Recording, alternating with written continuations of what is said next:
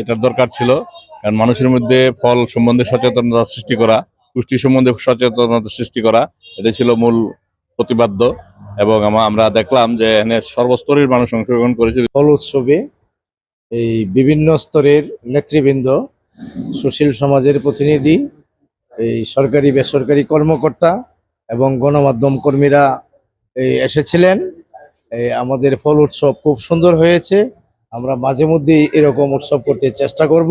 আমরা এই বার্তাটাই দিতে চাই, আমাদের এই প্রকৃতিকে যদি আমরা ভালো রাখতে চাই, আমাদের মানুষজন যারা আমাদের জনসংখ্যা রয়েছে, আমাদের প্রত্যেকে ভালো রাখতে গেলে আমাদের এই বন বানান্তের যে আগের চিরাচরিত ঐতিহ্য রয়েছে সেটিকে ফিরিয়ে আনতে হবে। মাননীয় প্রধানমন্ত্রী যে ঘোষণা দিয়েছেন, আগামী 5 বছরের মধ্যে 25 কোটি গাছের চারা রোপণ করা হবে, তারই কাজের অংশ হিসেবে আমরা বৃক্ষরোপণ কর্মসূচি এখানে পালন করেছি। আমি পূর্বদলা উপজেলা প্রেস ক্লাবের সদস্য ছিলাম দীর্ঘদিন, দৈনিক দিনকালের প্রতিনিধি হিসাবে। আমরা আজকে পূর্বদলা প্রেস ক্লাবের যে ফল উৎসব অনুষ্ঠান হয়েছে, এটা অত্যন্ত সুন্দর হয়েছে। আমরা একটা জিনিস লক্ষ্য করেছি, শুধু এখানে ফল উৎসব নয়, এখানে বৃক্ষরোপণের কথাও বলা হয়েছে এবং বৃক্ষরোপণও করা হয়েছে। তাই আমি পূর্বদলা প্রেস ক্লাবের কাছে আশা করব, অদূর ভবিষ্যতেও যেন এই বৃক্ষরোপণ কর্মসূচি আমাদের প্রধানমন্ত্রী দেশনায়ক জনাব তারেক রহমান সাহেব যে নির্দেশনা দিয়েছেন, সেই নির্দেশনা মোতাবেক সারা বাংলাদেশে প্রত্যেকটা স্তরে আজকে বৃক্ষরোপণ কর্মসূচি একটা আন্দোলনের রূপ নিয়েছে।